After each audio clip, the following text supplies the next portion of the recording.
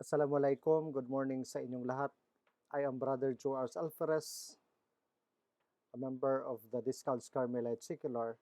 So I'll be your professor in the subject small unit supervision, and we'll be discussing particularly on the 7 models or the 7S models by Mckinsey. So what are those 7 models of Mckinsey? So there are 7. The first one is strategy, second, structure, the third, systems, fourth is the style, the fifth, the stuff, seven, the skills, and superordinate goals is the number 7 model. So take note these 7 models of Mckinsey when you talk about organizational management or the small unit supervision. The first 3 of the 7S models of Mckinsey are the strategy, the structure, and the system. And Mckinsey called this the hardest. Take note, the top 3 are the hardest according to Mckinsey. So why hardest? Because these are elements which are factual and easy to identify. So that's why it is hard. It is easy to identify. It is factual and it can be found in the strategy statements, corporate plans, organizational charts, and other documentation. So which means na makita mo agad, nandyan na. That's why he called it hard S. Okay? Then the last from 4th to 7th S model of Mckinsey, the style, the stuff, the skills, as well as the superordinate goals, he calls it the soft S or soft SS or S. So why soft? Because the soft elements are difficult to describe since they are continuously developing and changing. So it's hard because it's changing, it's developing, and they are highly determined by people at work in an organization, especially your organization, the PNP organization. So, meaning the top 7 or the 7 models from the hard, which is easy to identify now, the soft, which is difficult to identify because it is continuously developing. So, take note on that. So, what about this strategy? The first, this is the action in a company plans in response to or in anticipation of changes in its external environment. So the strategy, I think in your organization, you have also all the strategies when you have a plan. Okay? This in response, kaya nga it is the hard S and why it can easily be identified. So it's there, nasusulat, nakikita. So that's the first in the hard S. The second is the structure, and of course, you know very well. It can be seen, especially your structure in the PNP. Basis for specialization and coordination, influenced primarily by strategy and by organizational size and diversity. And of course, like you, your structure, it can be in the organizational chart, makikita niyo yan. Here in the training center, you have the RTD, the assistants, and the rest. I think in front of our training center, nandun yung mga structure. Who are those people who belong to the structure? So it can be easily identified. So nakikita. Then what about the system? Formal and informal procedures that supports the strategy and structures. Systems are more powerful than they are given credit. So therefore, this top 3, they interrelate with each other, the strategy, the structure, as well as the system in an organization. Next, the number 4. When you talk about this organizational structure, take note on this. I mentioned the organizational chart. There is a formal reporting relationships. the level of hierarchy, then the spans of control, and departmentalization. So that's more on the organizational chart. Then the system to facilitate, and of course, coordination, communication, as well as integration. But remember, this communication is very, very important, okay? Especially in your organization, even in your memo. And it should be clear and concise so that all maintindihan nila lahat yon kung ano yung especially on communication. Next, the structural design. The functional structure can adapt functional structures with horizontal linkages, then the divisional structure, geographical structure, the matrix structure, horizontal structure, and the product line structure or the hybrid structure. You take note and look at this diagram there. So, malinaw, the head, like here, the RTD, then below are those members there. So, that's the design, okay? Then the other organizational form, of course, what about these joint ventures? By department, maybe you have a project with the other department, that's a joint ventures. Then licensing agreements, then with alliances like itong strategic alliances, consortia. What about this consortia? Here, in the bar, in your training center, we have a consortium in our state university. Yung gustong magma-master saka mag-PhD dito, ginagawa o ginaganap sa training center. Kaya nga may mga nagdo-doktor na ngayon, nag-graduate yung mga master noon ngayon, di continued sa doctoral. So, because of that consortium or consortia. Then, of course, virtual organizations, then the global and fractional work team. So, from local to global, it becomes a transnational work team. It's possible, if it is possible. Like you from the PNP, then some of you will be sent to other countries. That's more on not only virtual, but more transnational, okay, work teams. Then what about these virtual teams? Especially now, okay, tayo virtual. Kaya nga sa akin, recorded lecture, but this is virtual. Walang face-to-face. What about this virtual team? This is characterized by distributed locations of team members. Virtual, halimbawa dito sa Pilipinas o sa ibang bansa yung iba, or sa lugar na ito, nasa iba't ibang lugar, and they use the technology virtual. Like now, right here, what I did, nagle-lecture ako, nakikinig kayo. That's an example of virtual. Then you work as a team, and we work as a team. Okay?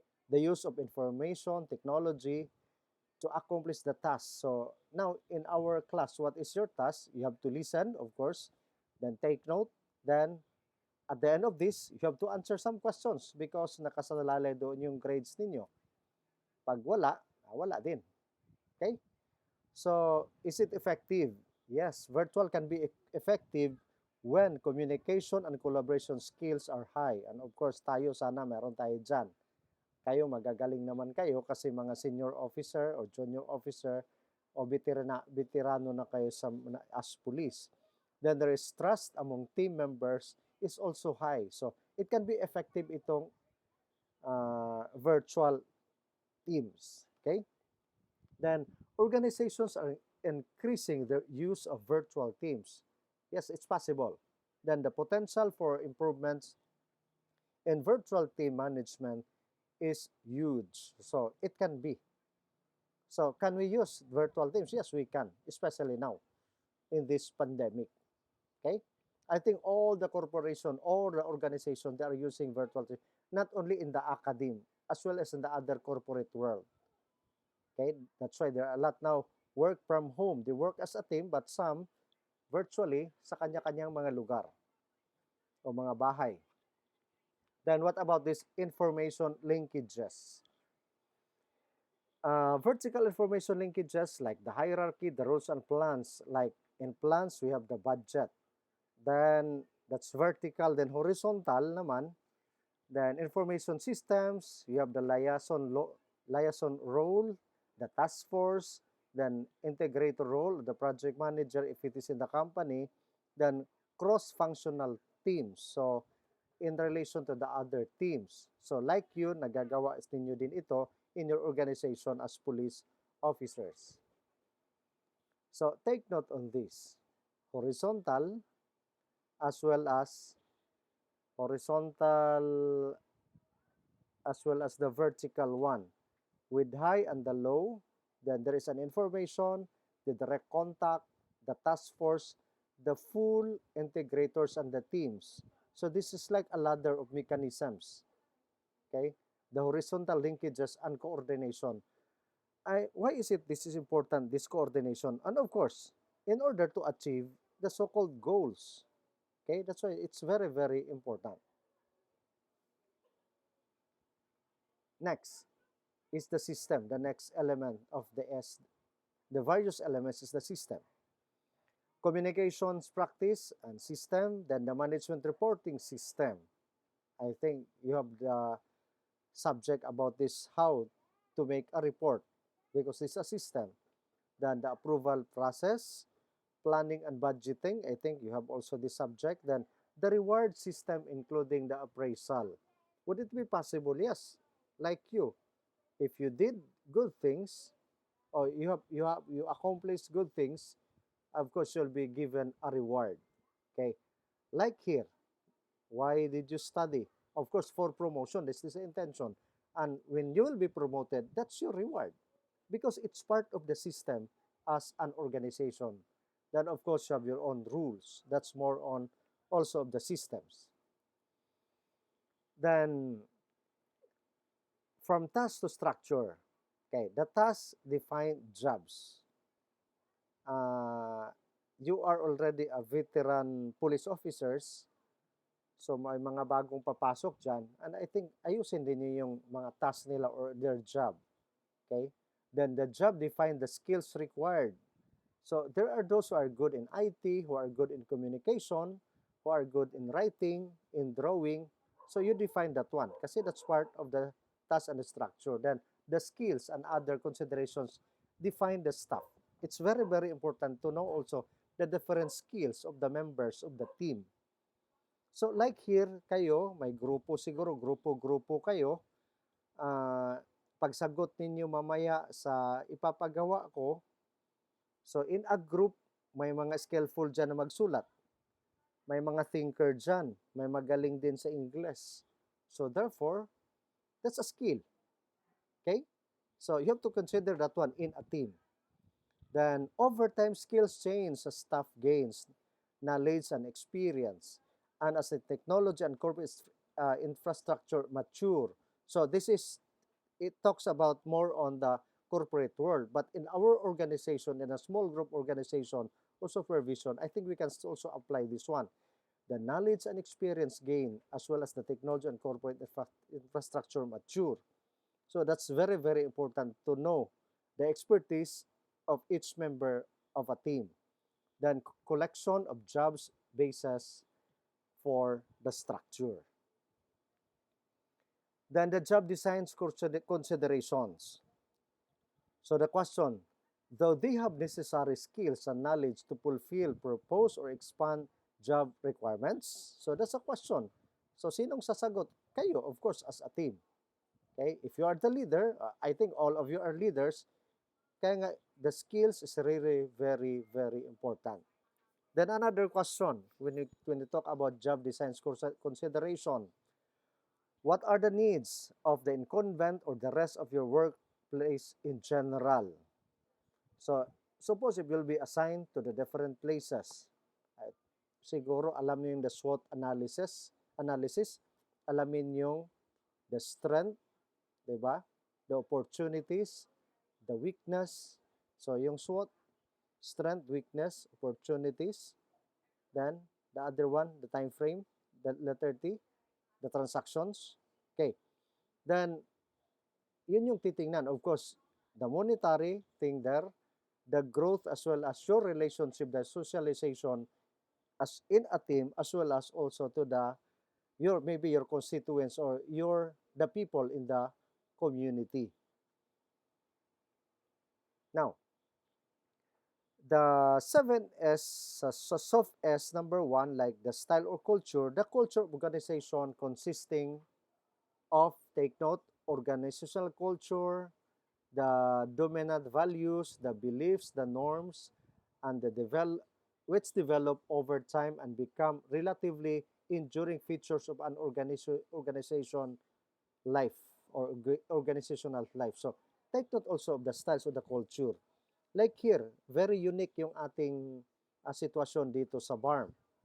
We have the tribe people, and these tribe people, kanya-kanya ding mga kultura. Okay? In an organization. Kagaya sa klase ninyo.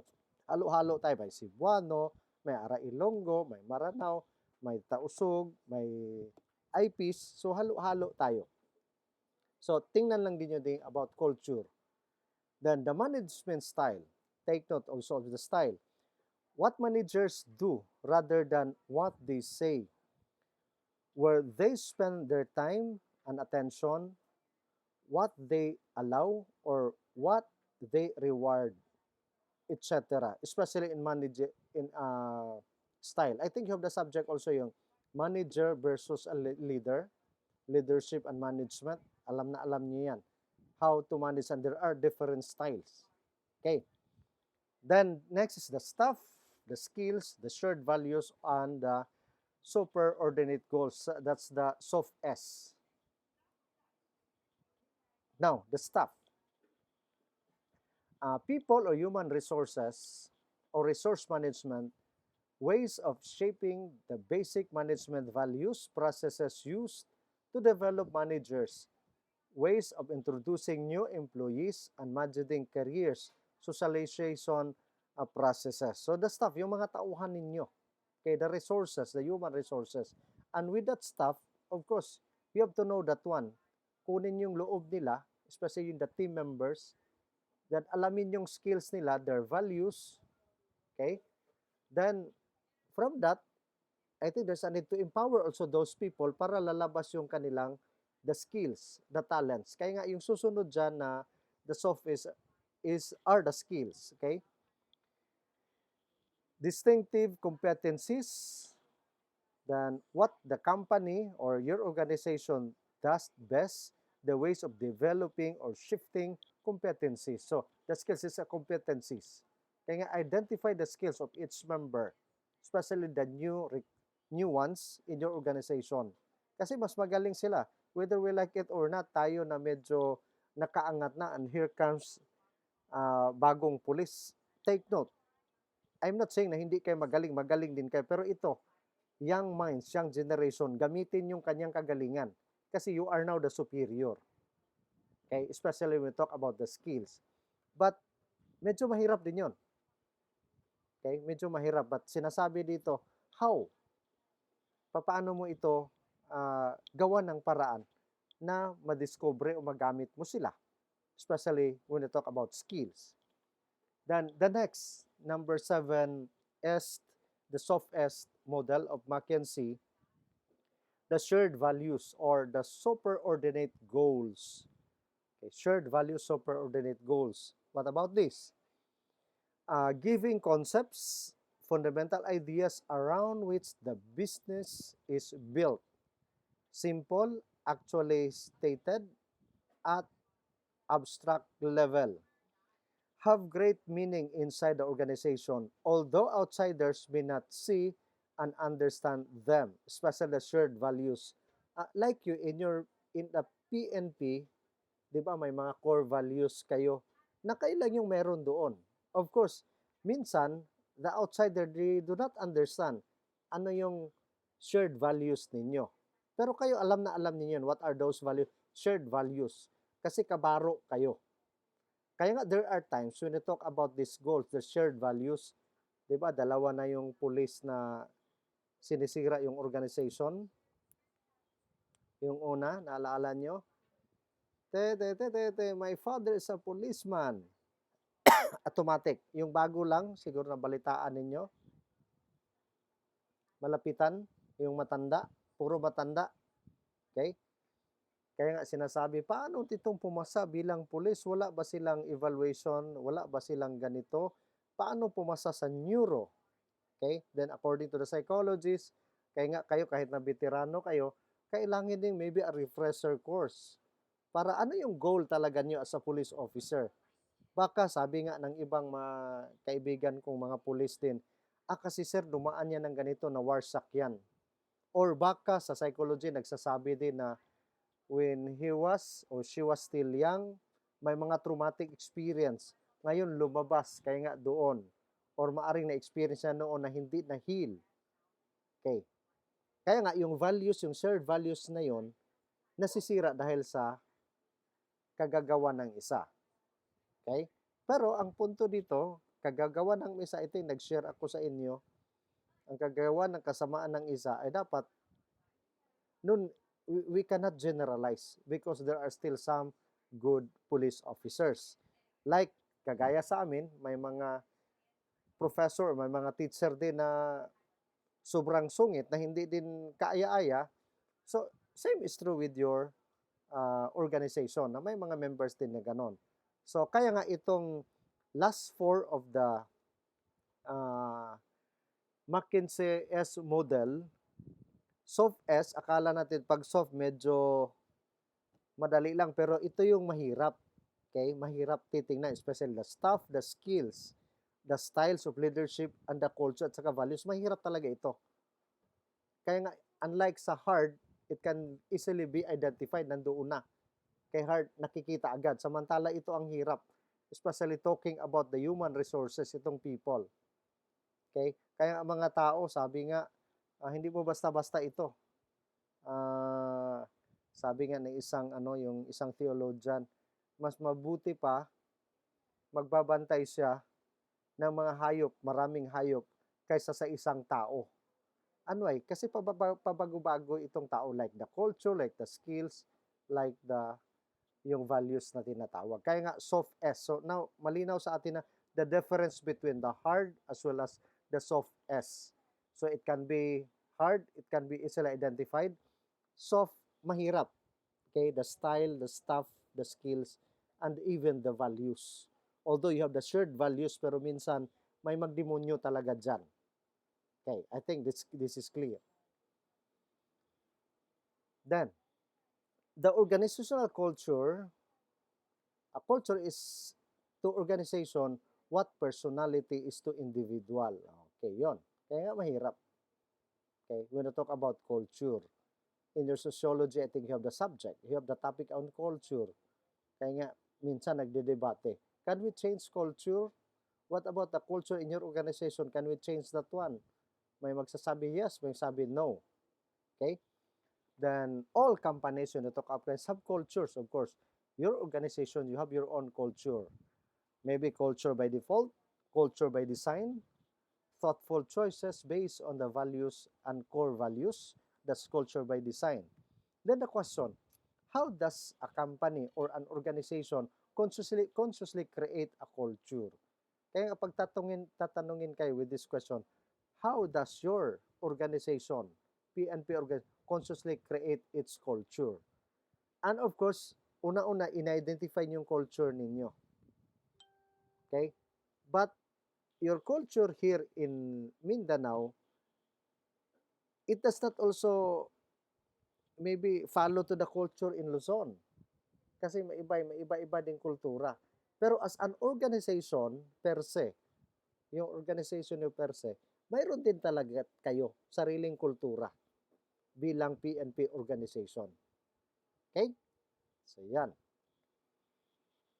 So, like this one, you take note on this diagram, the methods of maintaining organizational culture.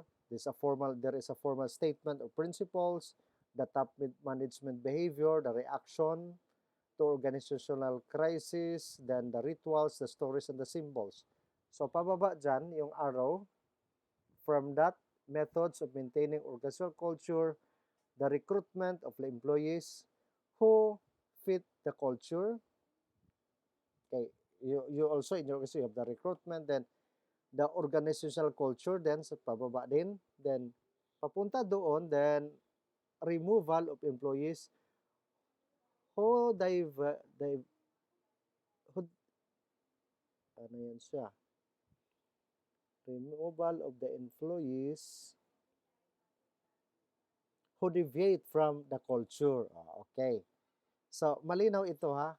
From that method of maintaining the organizational culture, formal principles, then pababa, recruitment.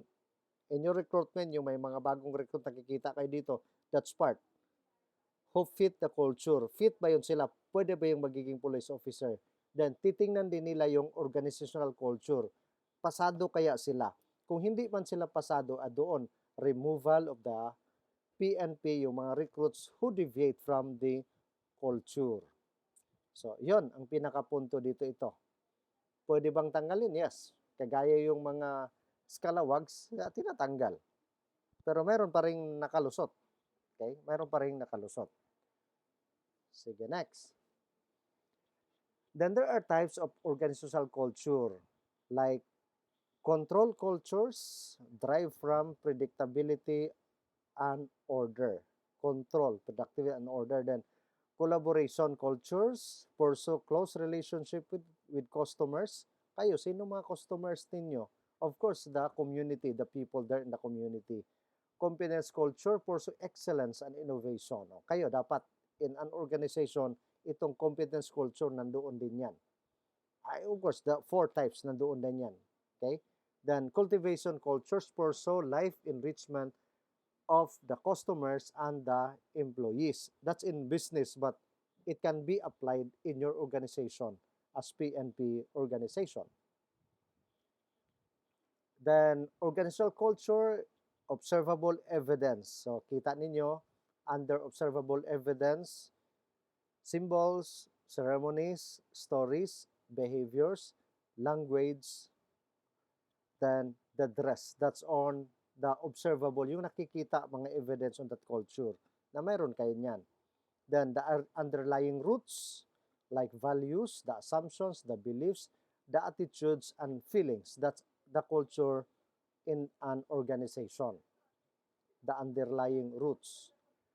Then culture in practice. Of course, we have the so-called conflict management, and I'm sure you have also the subject on this conflict management. This is a relationship or interpersonal conflict. Kaya nga, conflict is just part. It's normal in an organization. But how you manage conflict, so yun yung dapat titingnan. Then, functional or dysfunctional conflict, tingnan din nyo. Then, factors or goal incompatibility as well as limited resources and differences. Kaya nga, when we talk about conflict, conflict is a natural phenomenon. But do not look at conflict in a negative thing. Conflict, it can be positive. There are positive effects on conflict. So as leader, you have to weigh, okay, the negative as well as the positive. Kasi before, the mind of the people, if it is conflict, positive talaga yan. But it can be negative talaga yan. It can be positive, especially for the good also of the team or of the organization. Then what about this power? This is the capacity to influence the behavior, like positional powers, the rewards, the consequences, the control of resources, information, and decision control. Like you, hierarchical kasi kayo, dapat ito. By seniority, dapat ito yung dapat. May protocol kayo. We talk about power. We talk about your rank. Okay? Then politics, the use of power to influence decisions. Mayroon. It's part and parcel when we talk about politics na in an organization, may politika din talaga yan. So take note on that. May politika talaga yan. That's more on the practice in the culture in an organization. Then, surely you have also the subject. I think I mentioned this one in the first yung slides natin kanina about management versus leadership. Sabi ko nga may subject din kayo dito noon kasi tinuturo ko ito sa iba. Okay? Then planning and budgeting versus setting direction. The direction that's more on leadership. Then organizing and staffing versus aligning people. So kita ninyo, pag leadership kayo, dapat leader. Focus more on the leader. Then of course, may management but pero dito tayo sa leader. Kasi ito yung nararapat sa atin. Instead of organizing affair, dito tayo i-align. Yung sabi, when it comes to skills, dapat alam mo, dito ka bata, IT, magaling ka. Magaling ka magsulat, dito ka bata. Magaling ka sa drawing, dito ka bata. Mga decoration, kasi bayot ka, dito ka. Okay? Diba? Then, controlling and problem solving dito sa leadership, na sabi ko, dito dapat tayo motivating people.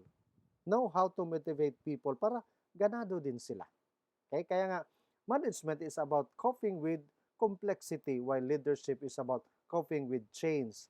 If you want changes, so focus more on leadership.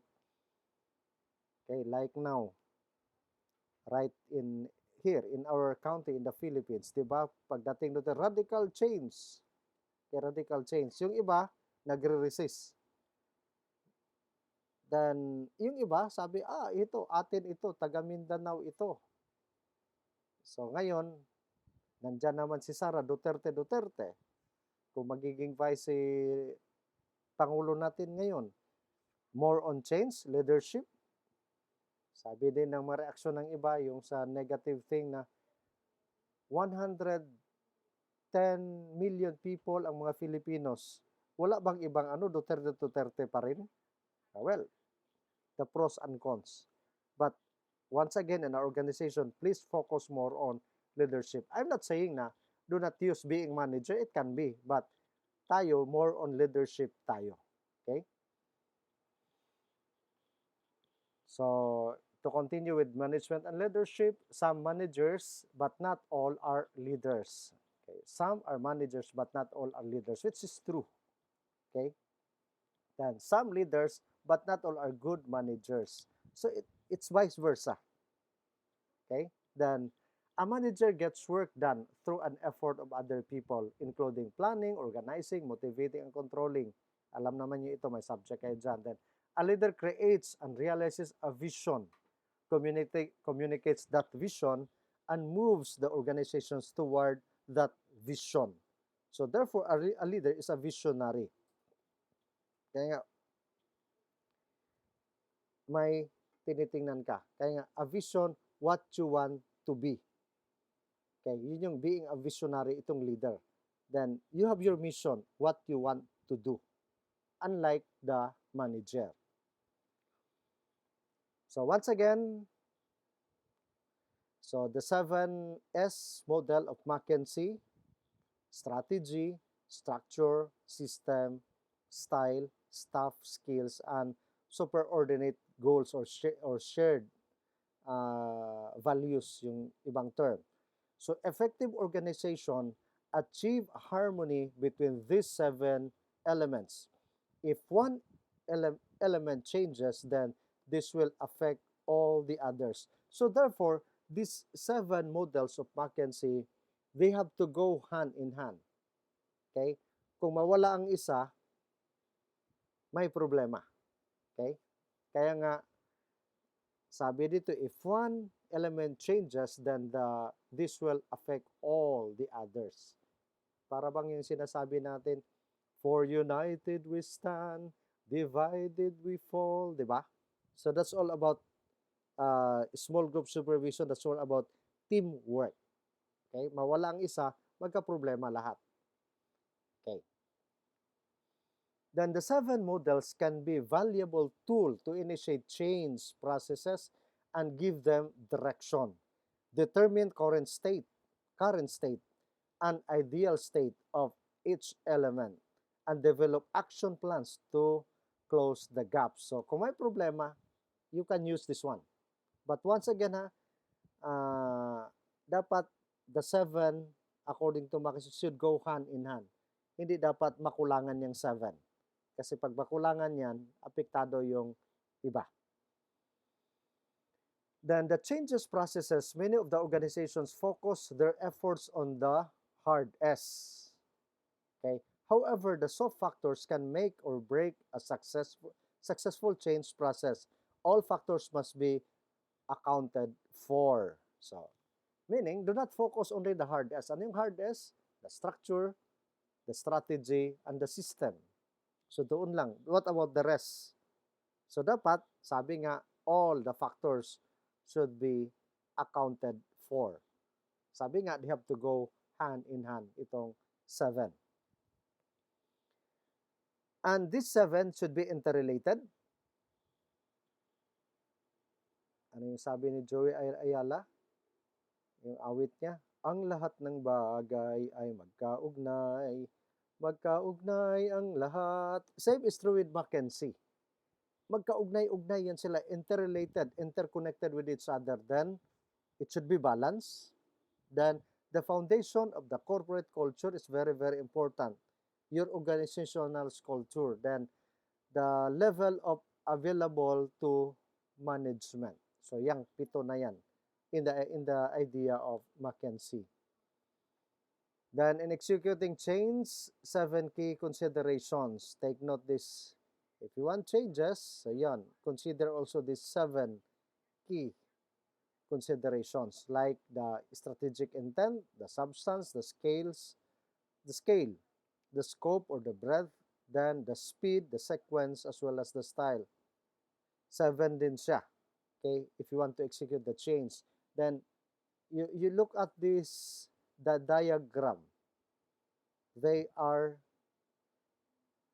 interrelated, nagko-connect sila from the strategic intent to the style. So, walang nawala sa kanila. They interrelate with each other. They are interconnected with each other.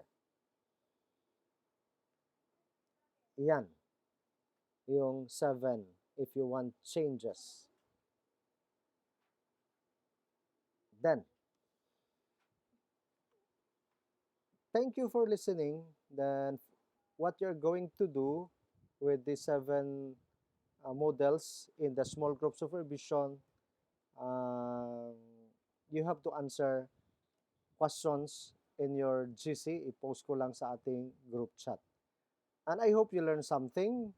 So, once again, good luck in answering those questions na ipopost ko sa ating GC. Then, God bless you all. God bless you all. Mabuhay kayong lahat.